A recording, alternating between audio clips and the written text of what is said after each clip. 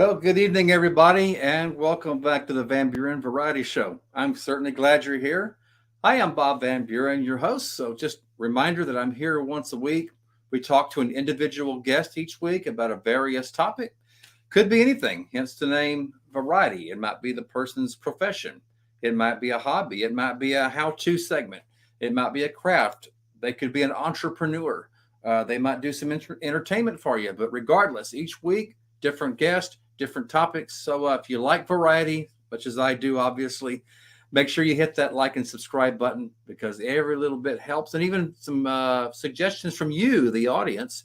I'll have my email at the very, very end. So if you know someone that would like to get some publicity for whatever they need, whether an entrepreneur, a hobby, or entertainer, bring them here and I can definitely schedule them. So looking forward to that.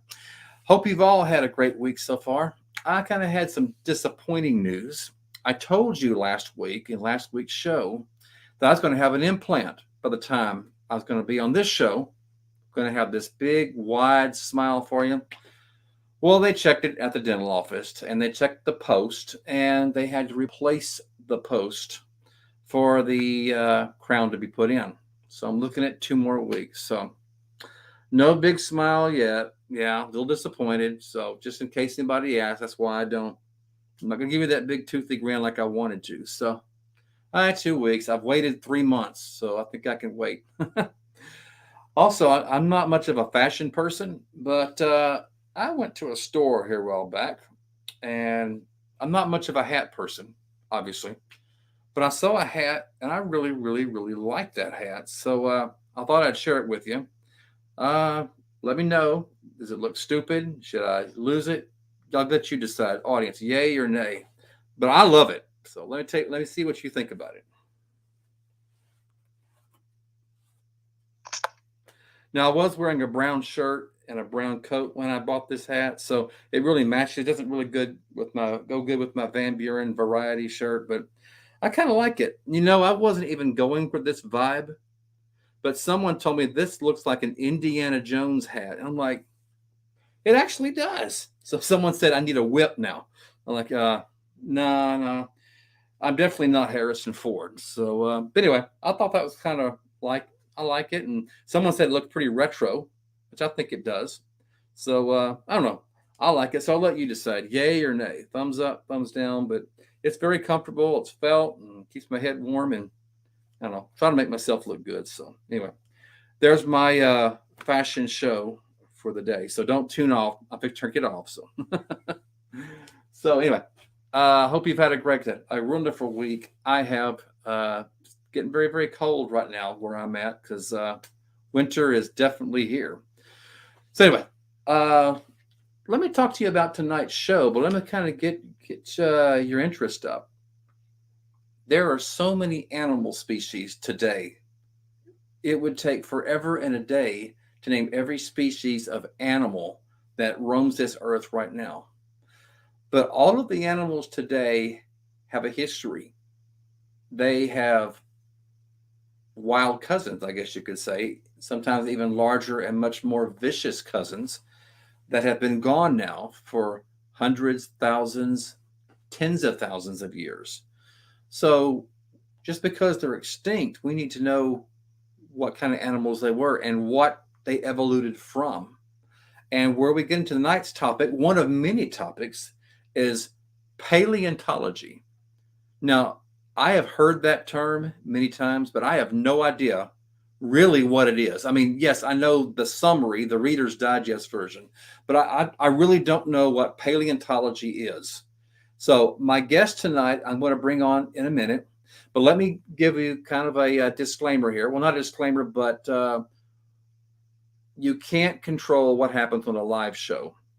We had on both sides technical difficulties. So he's going to be on the show. I'll bring him on, but his camera is not on.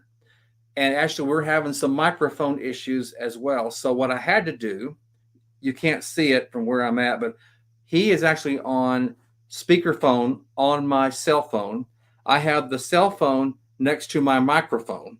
So he'll be speaking, but through my microphone. So, hey, it's a live show. You have to do what you can do at the spur of the moment. So believe me, he's not shy.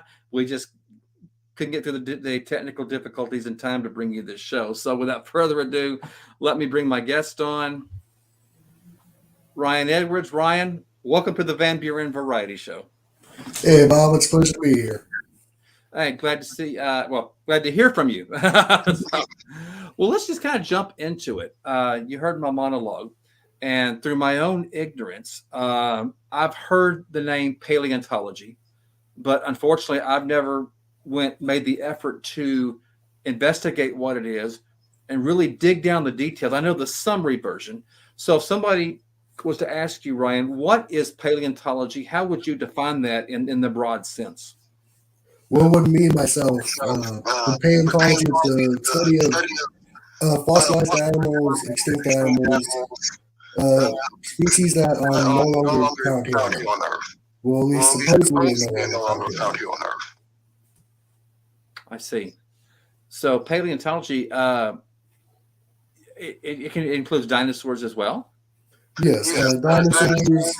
Pretty much, if you think of like the Middle Ice Age, mammoths, saber-tooth cats, T-Rexes, Triceratops, even animals that came before the dinosaurs. Oh, wow. Okay. In fact, I have a picture here that Ryan sent me, ladies and gentlemen, before the show. I would love to show you this picture. And Ryan, I'll let you do all the details. Describe what this is. Let me let the audience see the picture first, and y'all can let that sink in. Just imagine, ladies and gentlemen, that type of creature used to roam the earth. Now imagine if human beings today or that existed today, we would kind of be scared. So Ryan, tell us what that is, where they found it, and what kind of creature this was. Gotcha. The skull you're seeing in front of you is a skull of a species of animal called Smilodontaurus, colloquially known as the saber-tooth cat or saber-tooth tiger. These animals are actually found throughout North America. Some of the biggest fossil finds are actually here in Texas and parts of the South. These were the apex predators of their day. They were maybe the size of a lion, but they were built to be a lot more tougher. They were built to take down the largest of prey of their day. They could take down mammoths, bison, camels, horses. They were pretty much a super predator of the prehistoric North America and prehistoric South America. Okay, Ryan, we're getting some comments from our audience that they're getting some feedback, or in fact, it's even though I can hear you on the cell phone, it's breaking up on when you're talking to the speaker. Audience, are you hearing him, or does it sound like his voice is crackling? Kind of need some help here. Yeah, one person thinking maybe I'm too close to the speaker, so I'm sorry about that, Ryan. Let me put the phone back and turn it down. Everything good there? Can they hear me? Okay. I can hear you over the speakerphone, but when it comes over the microphone, the speakers, your voice is crackling, and I've got the phone turned down. I'm so sorry, ladies and gentlemen. You can't fix something on a live show, so see how we can resolve this. Okay.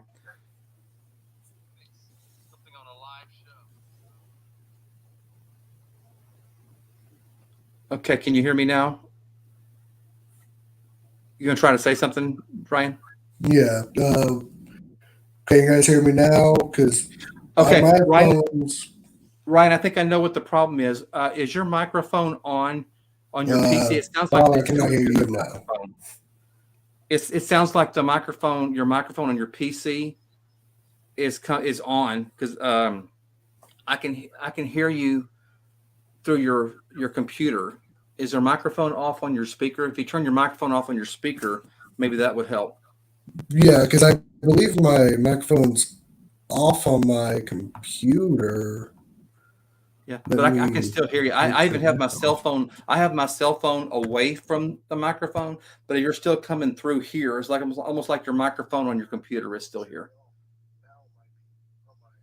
Okay. Just a second.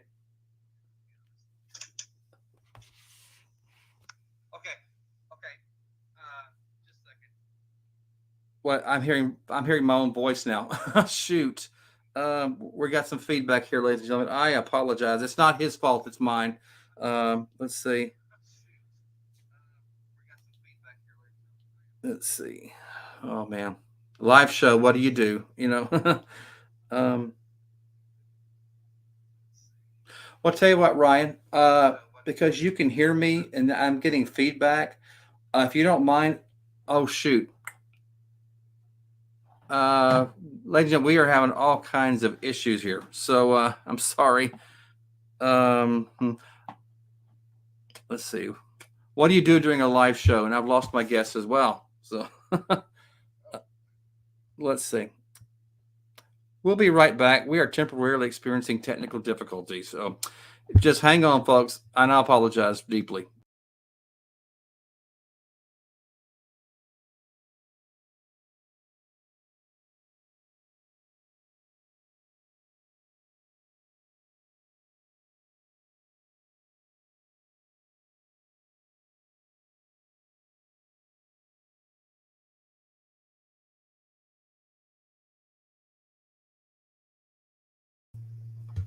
Okay. Okay, I don't hear any feedback. Okay, Ryan, can you hear me now? Okay. I can hear you on my phone. Computer's still muted. Do me unmute my computer? Yeah, go ahead and mute that too. Okay. That way, laptop. Just mute your computer completely. Tell you what, you probably won't even need your computer at this point. We'll just use the cell phone. Yeah, I can just totally turn this off. Turn the computer off. Yeah, that's fine because the camera wasn't working anyway. So yeah. Bear with us, folks. We're coming back. Bear with us.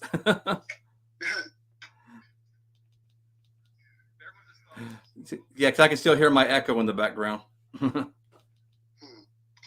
Is the computer off? Yeah, the computer is totally off. So I can still hear my echo back in the background. Oh, my speaker's not on. Maybe just my volume's not up on my phone. Okay, we'll work this out somehow. So let me, here's what I'll do. I'll ask a question and then I'll mute my phone. That way it doesn't come out over the echo on the microphone. Does that sound okay? Oh, that'll work. But it's still echoing, so I can't figure that out. Okay, ladies and gentlemen, we're going to have to run with this. So I don't want to keep him going. So, okay, can you hear me now, Ryan?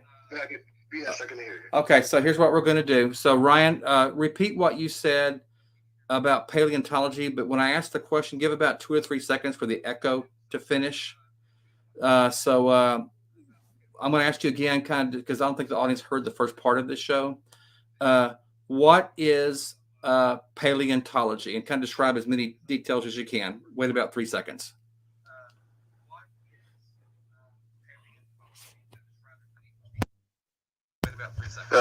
Paleontology is a study of ancient animals, fossils. They can vary from all types of animals, from dinosaurs, mammals, insects, leaves, different types of bugs. It just varies beyond anything that's extinct. I see. Okay, so describe some of the animals that are extinct right now. There's a big variety. Of course, some of the most famous ones are the dinosaurs. But some of the ones that are a little less well known are prehistoric mammals. For instance, mammoths, the saber-toothed cats, there's giant prehistoric insects that were around before the dinosaurs. And there are even what we call mammal-like reptiles or proto-mammals before the dinosaurs. Uh-huh. And these creatures live on the Earth today, but the Earth looked a lot different than what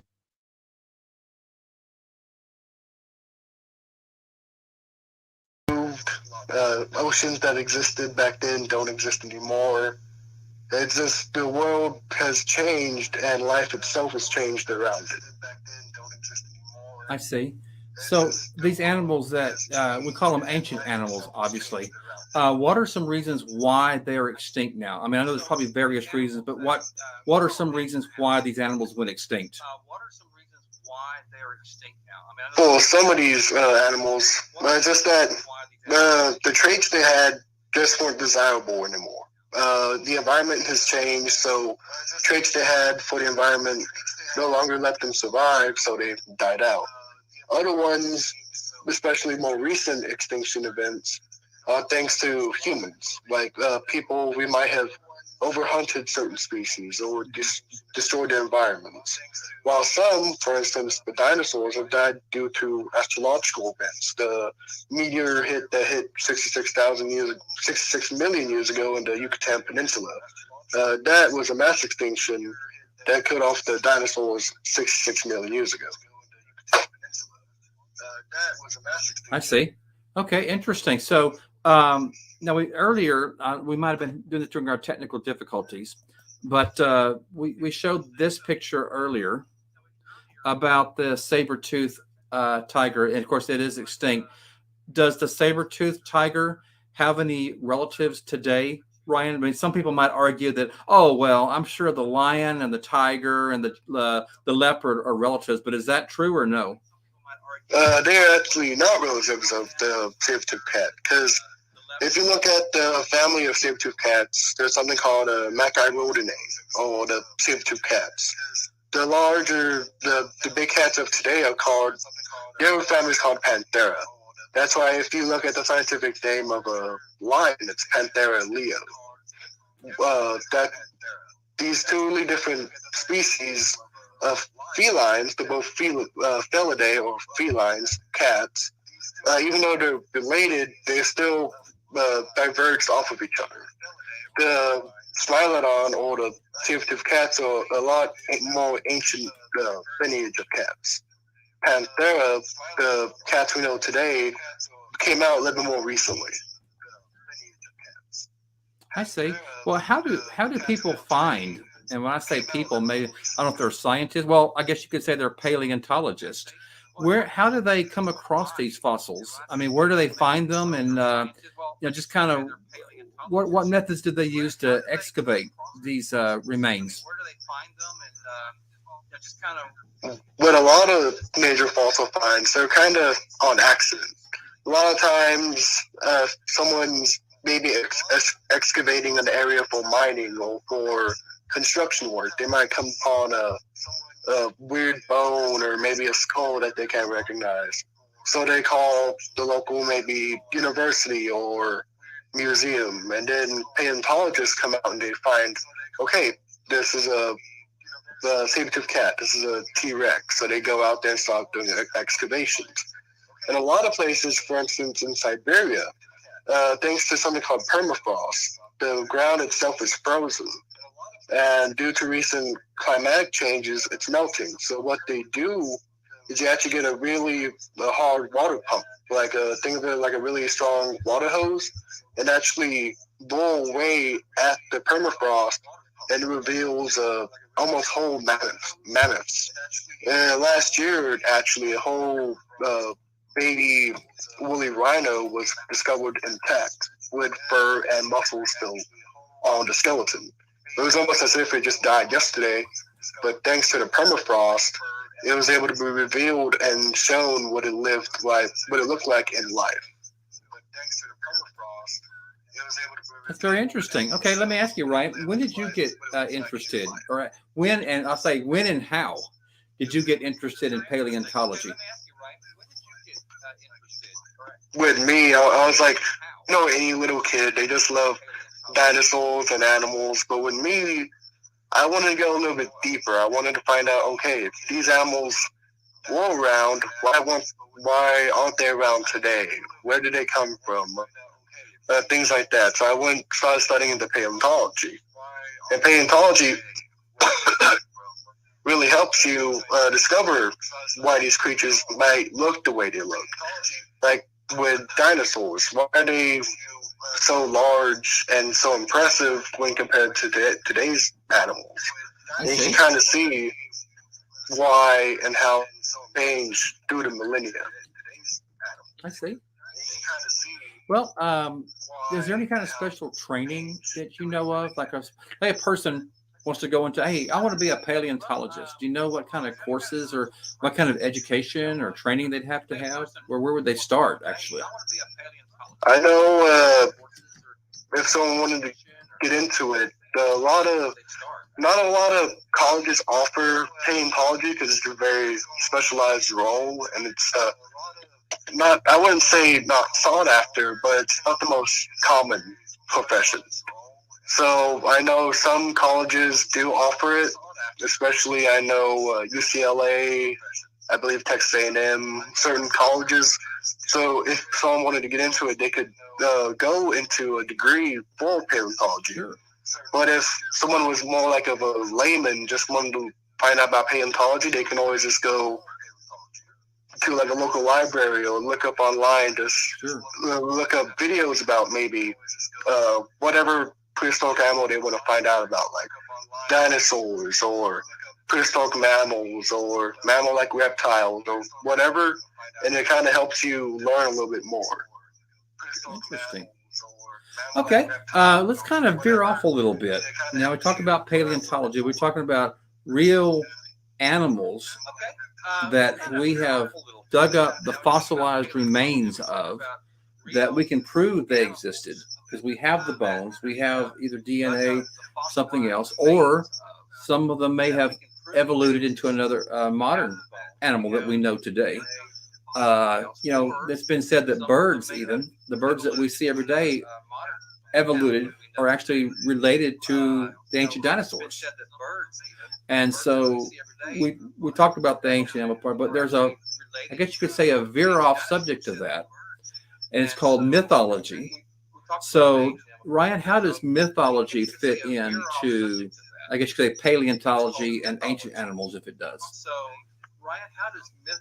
With mythology, they don't exactly go hand in hand, but you can kind of see how mythology and paleontology can kind of almost help each other.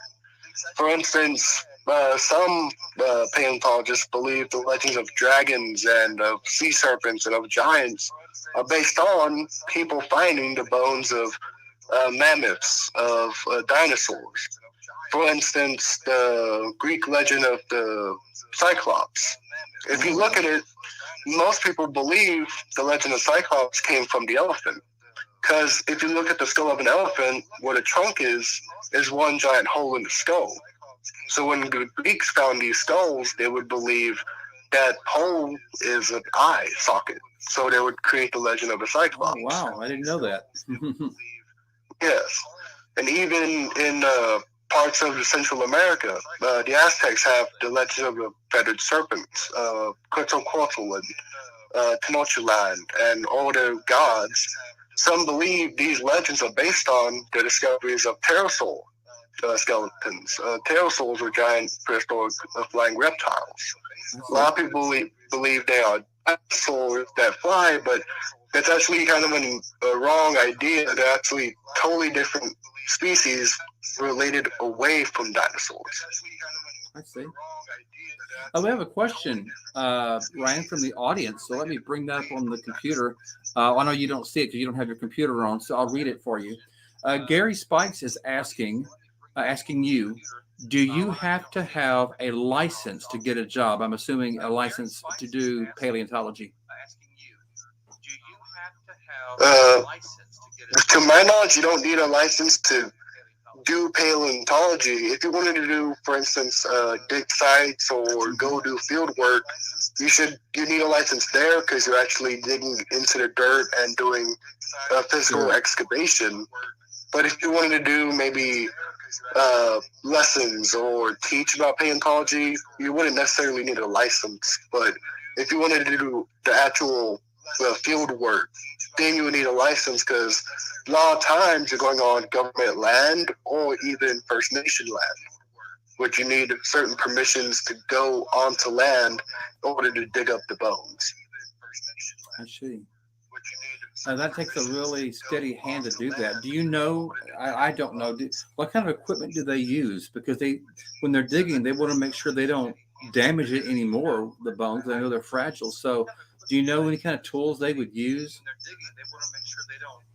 Because they would use usually like larger spikes, pikes, things like that. At the first hand to get rid of the dirt, but once you can reveal the bone, one useful tool people actually use are like toothbrushes or combs or little things like the little shoe shine kit, the little brush you use. A lot of people use that because it's coarse, a holes there, and it helps get away the dirt, and it doesn't actually hurt the bone itself. Okay. Yeah, I was always curious. I mean, I would be always afraid if I was out there and I knew I was digging up a dinosaur bone or an ancient animal. I don't know if I can keep my hands steady. Like, oh no, this is important. I'm going to damage it. I don't want to do that. So interesting. So we're kind of getting in. We talked about the paleontology. We talked about ancient animals. We kind of touched on mythology. And ladies and gentlemen, Ryan has actually written a book, and I will be bringing that up pretty soon, and how you can order it. It seems like a very interesting book. So we're going to kind of get into this subject, and we'll talk about his book, which he's written about next. So, Ryan, we talked about the mythology, and so there's a lot of creatures. You mentioned Cyclops is a mythical creature. Is there anything else in addition to that you know of that's kind of what I could say a mythical and or an actual animal? There's a lot of the mythical animals you can see possibly based in reality. Like, for instance, in Europe, you have the legends of the unicorn. And a lot of people think of it as like a horse with a horn, one single horn out of its head. And recent discoveries have shown in ancient Siberia and Russia, about 10,000 years ago, there was a rhino called the Elasmobacterium. And what this was a giant rhino with one giant horn out of its head. So some have speculated maybe this Elasmobacterium has lived into modern day, or maybe lived into Middle Ages, or maybe right in the beginning of recorded history, and people saw this and created the idea of the unicorn. Also, the manticore of the Greece and parts of the Middle East was believed to be a lion mixed with I believe, a snake and a goat. Some have speculated this might be origins of maybe a mutated lion from back in the day, or maybe a giant prehistoric lion. A lot of these mythical animals might have come from or based on actual physical creatures. They themselves don't exist because humans have kind of made them fantastical over the thousands and thousands of years of talking about them. But maybe their origins come from something a little bit more realistic, you can say. Okay. Well, that kind of brings into our subject. You mentioned a lot of mythical creatures, unicorns. Do cryptids go into this category as well, or what kind of category would you put them in? With me, it's kind of a mixed bag. With some of them are, you can kind of see how they can be based in paleontology or real science. The other ones you can see are based more in like mythology, the more fantastical side of it. Because a lot of them, if you look at the adaptations they have, you look at the morphology and the behavior of them, you can see, okay, maybe this matches with a prehistoric species that might be living into modern day. While some of them are just so fantastical, possibility just couldn't exist. So let me educate our listeners out there, or our audience, and there might be someone who's logged in or will watch this video sometime later. They maybe heard the name cryptid, or maybe even never even heard the name cryptid. So if somebody asked you, Ryan, how would you describe, what is a cryptid? How would you describe that? With me, the simple definition of the word cryptid for myself is an animal whose existence is not yet proven by science. It's simply that the stories of them might be what's called anecdotal evidence. It's really not yet proven, or maybe the local people tell stories of these creatures, but yet the scientific community has not yet proven their existence or have not yet claimed they exist yet. Doesn't mean they don't, but it's just that science itself has not yet proven they exist. So would you say maybe in your definition, cryptids are sort of maybe you could say a hypothesis? Kind of, yes. You can kind of think of them as because like a theory is an idea that may not yet be proven. Like even though it's highly believed to be true, it's not for sure yet been proven 100%. Okay.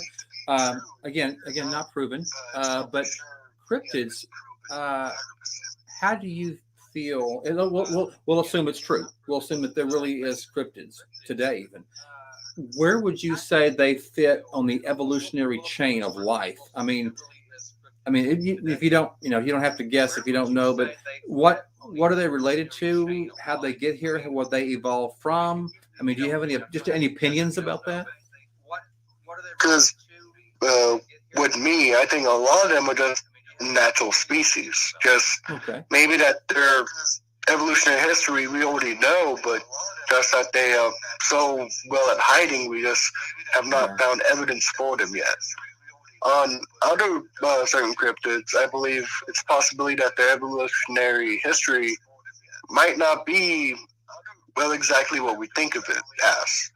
Like, there's a lot of cryptids in this world that if you look at their behavior or how they look, that it's not really possible for them to have evolved from anything because there's no precedent for their evolution. That's true. Yeah. You don't, like you said at the beginning, you answered my own question. There's no scientific data to back it up at this time. Yes. Okay. That makes sense. Well, then that kind of brings us to our next subject, ladies and gentlemen. I'm very intrigued by Ryan's knowledge, and like I said, paleontology is I'm not an expert at that at all. So, but we mentioned the mythology, and now we're talking about cryptids. So, which brings me up to Ryan's book, ladies and gentlemen, and I highly recommend you check this out. So, let me bring this up on the screen for you. Here is a copy of that book. So Ryan, you can't see it. I know your computer's not on, but we're looking at the book, and I'll read it to the audience, the cover. It says, Cryptids of the World, a conclusive guidebook to the menagerie of enigmatic animals seen across our natural world, written by Ryan Edwards. So kind of tell us about your book. Just kind of give us a summary what it's all about. I mean, it should be obvious, but kind of give us a summary. It's kind of how I would classify it is kind of like an intro into the world of cryptids or cryptozoology. Like, page is dedicated to animal, it's alphabetical, and it's kind of just a bit of an introduction of each species. It's like physical adaptations, where it's seen, maybe a major sighting or two, what its possible behavior, where it's possibly originated from. This was kind of based on more of a, kind of think of it as like what they used to call back in the medieval age a bestiary. Bestiary was kind of a book that documented all these animals. A lot of them didn't exist, but this is kind of a cryptozoological bestiary, if you think about it. It's kind of a little introduction to each cryptid, and it kind of helps people have a little bit of a smooth introduction into the world of cryptids. Let's see. That sounds very interesting. So if someone wants to buy this book from you, Ryan, and they're interested in reading it, where would you suggest they go to order it? With me, there's two places I would highly suggest people to buy it. One is Amazon.com, and the second is BarnesandNoble.com. I know they're in a couple, maybe local bookstores, but for sure, if someone wanted to buy the book, Amazon and Barnes & Noble are for sure two places to get it. Very interesting. I admire people that can, write a real good book. How long did this take for you to write, Ryan? For me, it was kind of a culmination of maybe a couple of years. Because the research itself took a long time for the research to actually come together, but actually sitting down and writing it maybe a year or two. For a long time, I put it down because I got busy with work and school. But as soon as the pandemic happened, I had extra time, so I went and started working on it again and went through the process of publishing it. Mm-hmm. And that's what's really helped out with it today. Okay. Okay, so I took the book off the screen, but I'm going to show the audience another picture that you sent to me. I know you can't see the screen because of our technical difficulties, but I'll describe it and you'll know exactly what it is. So, ladies and gentlemen, I think you've seen this. Ryan, we're looking at a movie clip. I'll describe it and you'll know exactly. You know what I'm talking about. So, just kind of describe what we're seeing now. A still movie still. Yes, what you were seeing is the still from probably the most famous video of a cryptid in the world, what's called the Patterson Gimlin film. This is a film of a supposed Bigfoot that was taken in 1967 by two men, Roger Patterson and Bob Gimlin. This is taken in Bluff Creek, California. What occurred was that Roger Patterson was a Bigfoot researcher. He wanted to make a movie on Bigfoot. So him and Bob Gimlin went up to Bluff Creek because there's recent Bigfoot sightings and a Bigfoot track find. And when they rode across the creek, they saw this creature, what people have called Patty, because it's supposed to be a female creature. And they took about 1 to 2 minute video of it walking across the creek bed. And here is a scene where it turns and looks at the camera, and that's become the most famous still ever in that whole film. Yeah, I have seen the actual movie, and it's pretty worrisome to look at, you know. So, but I didn't know it was in California. I was always wondering where that was, and so okay. We got a question from the audience, Ryan. I'll read the question to you. We're talking about the mythology earlier of creatures, and Gary's asking you about a flying creature that is hairless and looks like a gargoyle. Have you ever heard of that? Would you take any guesses on that? A flying creature that is hairless and looks like a gargoyle. I can kind of think of some examples. I know there's a lot of the legends of flying creatures across the world. It might be, since a gargoyle is kind of seen as almost like a humanoid figure, it could be referencing flying humanoids. But with the hairless aspect, I'm trying to think of any creatures I know of that fly that are hairless. I can't really think of a lot myself. At least I can't think of the name right now. Okay. Yeah, this is just a question. So, yeah, I mean, there's so many mythological creatures out there, you know. So, you know, where do you start? And, you know, on a personal note, you know, I'm a history buff, as people know. And a lot of it, though, is through human negligence. And we studied this in history, so I may be giving you and my audience a history lesson. Well, actually, Ryan, you already knew this.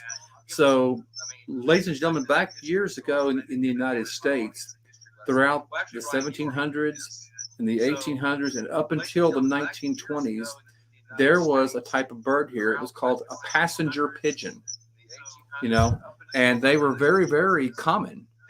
But unfortunately, what happened is that they were hunted, and they were hunted literally into extinction. Yeah, there's still pigeons around, but these were called passenger pigeons. I remember reading about it. And there was an artist's conception where they were just shot into extinction. And they said, I wish I had my old history book here, but it said something about the last passenger pigeon died in the late 1920s. So unfortunately, that's, you know, one creature that's gone. Ryan, can you think of any other creatures that are gone because of humans? Either we encroached on them or we, you know, hunted them out of existence. Can you name any more? Actually, there's a plethora of extinct species thanks to human negligence. While thinking of the ornithological part of it, well, birds, there's a species called the great auk. The great auk was kind of a relative to the penguin, but it almost looked like a mixed between a penguin and a puffin. It was found in the northern Atlantic, across Europe. And what it was is that people hunted it to extinction because its feathers were used as oil, and its meat was seen as a delicacy to the locals. So people hunted it to extinction.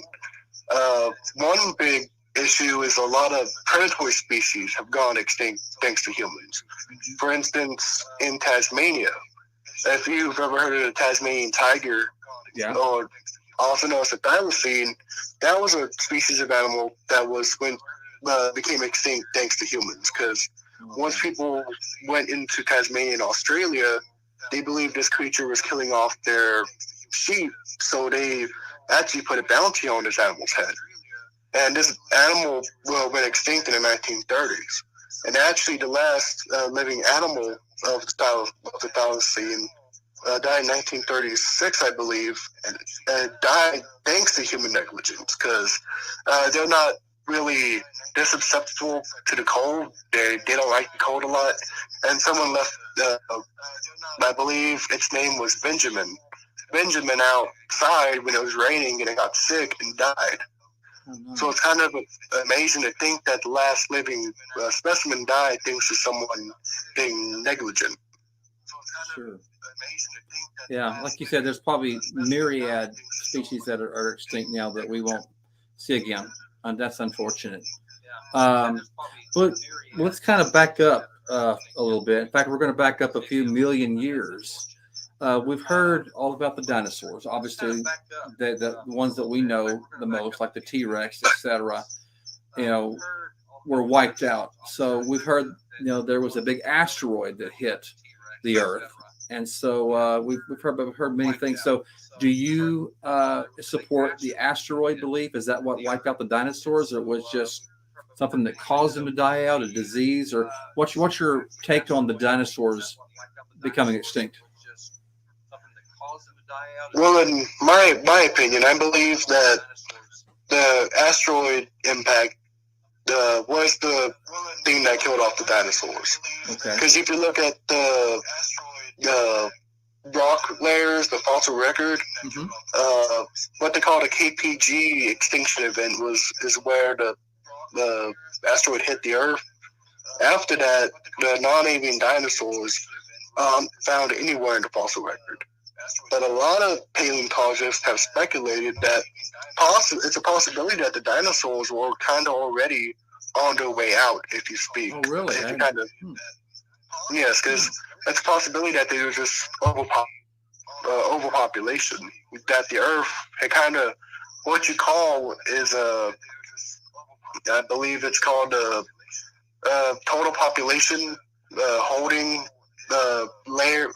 level, because the Earth can only hold so many types of species, so many types of animals. Yeah, obviously. And the ecosystem just can't sustain it anymore. So it's a possibility that dinosaurs just got too big and got too numerous, that they're already dwindling down. Because if you look at the fossil record, even before their mass extinction, their population levels were already going down. It's just that the meteor hit was kind of the final rock that really sunk the ship. Well, we're deviating from paleontology, but let me kind of ask this question about the dinosaurs again. Okay, when the asteroid hit, in your estimation or in your studies, how long did it take? I guess you could say the Earth to quote unquote recover.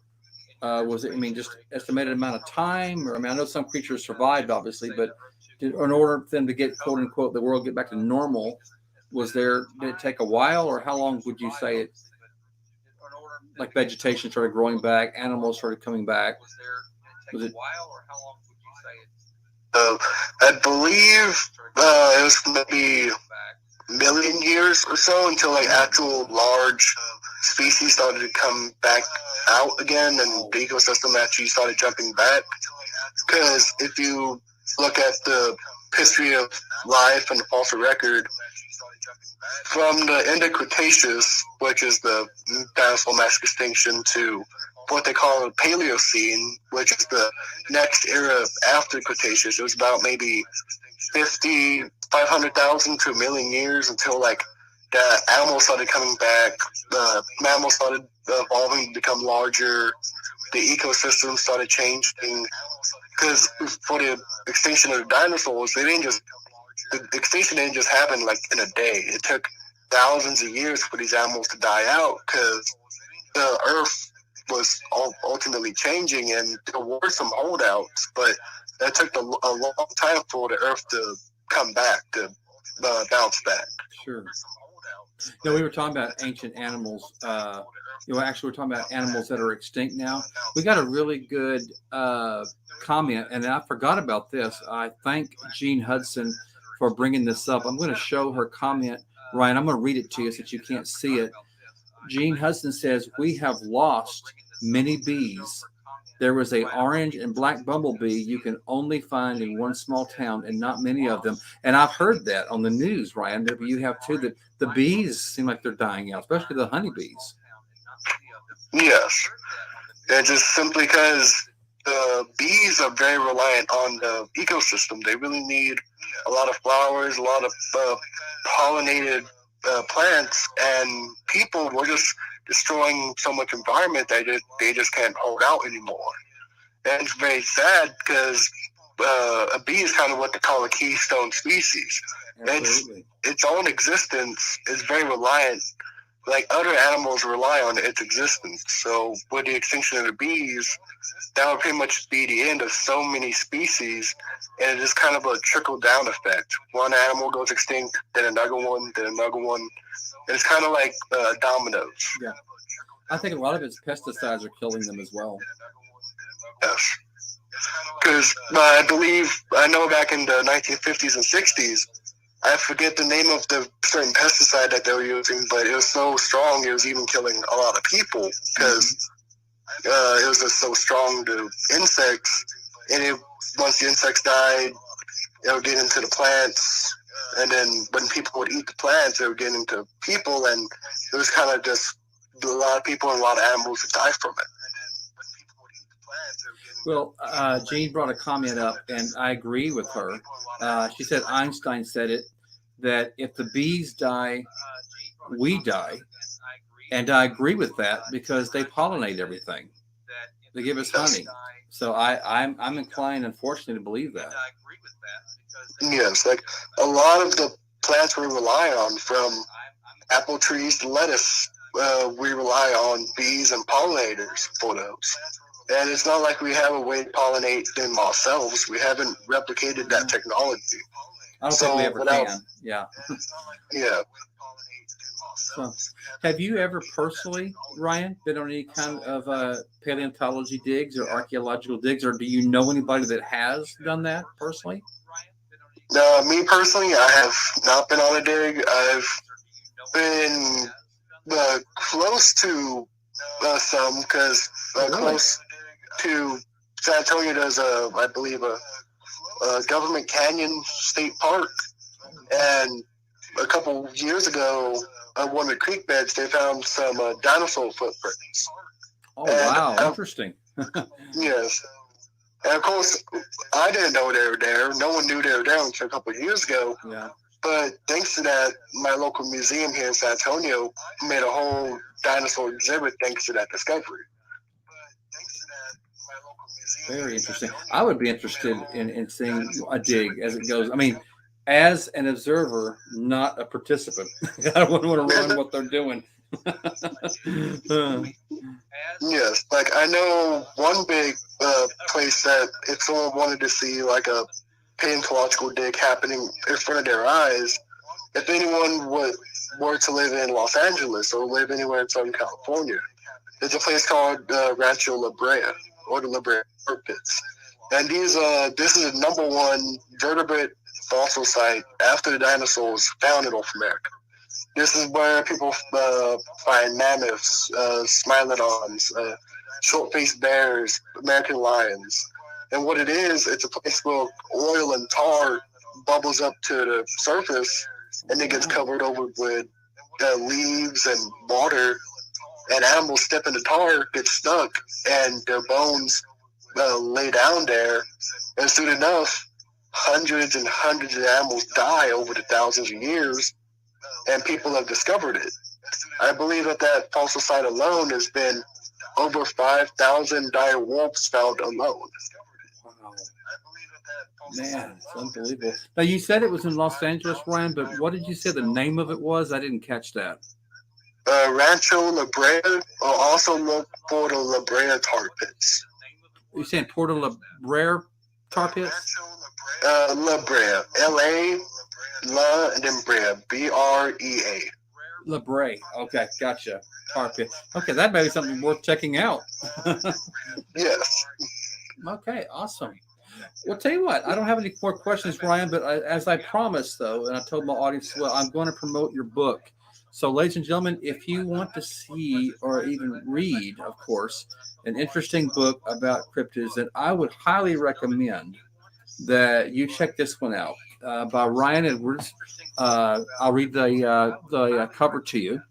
It says, Cryptids of the World, a conclusive guidebook to the menagerie of enigmatic animals seen across our natural world. And that's written by my guest tonight, Ryan Edwards. It looks like a very interesting book. We're looking at the book right now, Ryan, and there's artwork on it. It's like a world globe with different animals. Did you draw that as well? No, I have a friend that's artistic. I am not. I can't even draw a tree if I wanted to. So I had them do the cover for me. They did a good job. It looks like there's a whale and there's an eagle, I guess, or I can't see them very clearly, but it looks like there's like 5 different animals here. Yes, because what they are is that the animals they have on the title, on the little art, the all cryptids themselves. Like if you look at the top left corner, that eagle is a thunderbird, which was a giant bird seen here in North America.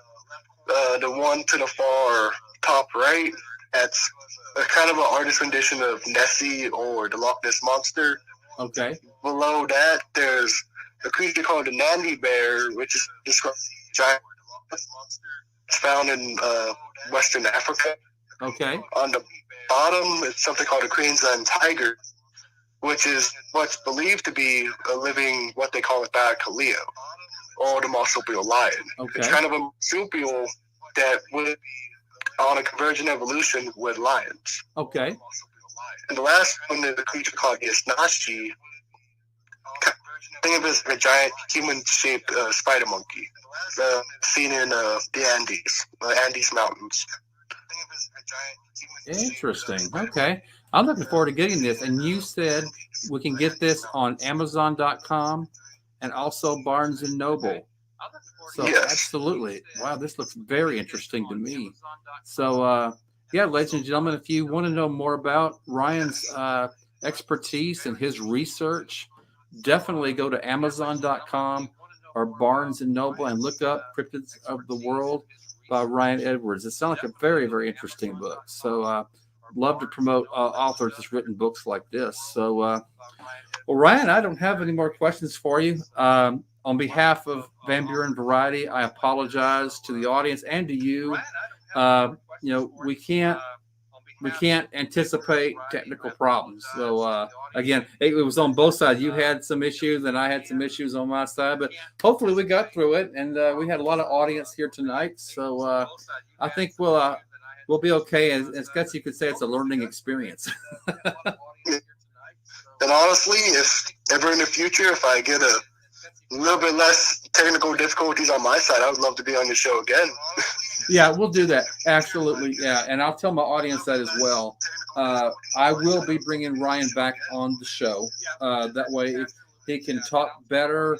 We can share more. We'll have more pictures to show, and we'll get the video and all the audio difficulties. So if you're just tuning in, ladies and gentlemen, my guest tonight was named Ryan Edwards, and he's done exclusive research and training on paleontology ancient animals and mythology, including cryptids. And I'll bring that book up one more time. He wrote this book that you can get on Amazon.com and Barnes and Noble. So again, maybe, and there will be a next time. You'll see Ryan and I split screen, and hopefully we'll have the audio and the video all worked out. So Ryan, I appreciate you being on the show, and have a great evening, sir. Of course. Thanks, Bob. Thank you, everyone, for showing up. I love being on the show. Thanks a lot. And that's going to do it for tonight, ladies and gentlemen. Thank you all that stuck with us and bear with it. I do apologize. But again, when you're doing a live show, I mean, it's almost like being in a play. I don't know if you knew that, ladies and gentlemen. Many, many, many years ago, I was an actor at a community theater.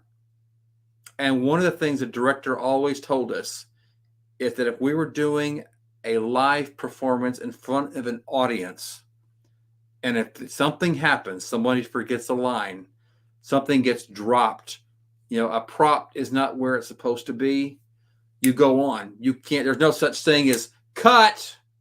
No, you go on. And they often said, just go on. The audience may not even know that there was a problem. So this is kind of a lesson learned. When you're doing a live webcast, you have to just run with it. So anyway, yeah, it's just, but like I said, Ryan Edwards will be on my show again, I can promise you. And we'll have a lot more photographs to show, and you'll be able to see him, hear him. And so again, thank you for sticking out, and we'll hope you have a great evening. And again, I got some good feedback on my hat, so I don't know. I might wear this from now on the show. Hey, you know what? Maybe that's what caused the technical issues. Maybe this hat is cursed. Okay, we won't wear it on the show anymore. Okay, I bored you long enough, ladies and gentlemen. And if you haven't subscribed already to this channel, please subscribe. And I promise you, if you look at past episodes, we haven't had these technical issues. So going forward, subscribe, like the video, comment, tell your friends about it, share it.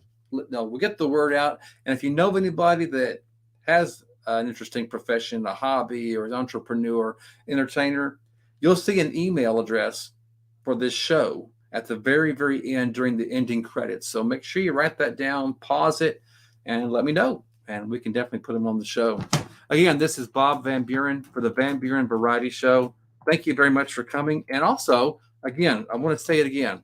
If you have anybody that knows anybody that wants to be on the show, let me know, and I'll put them on.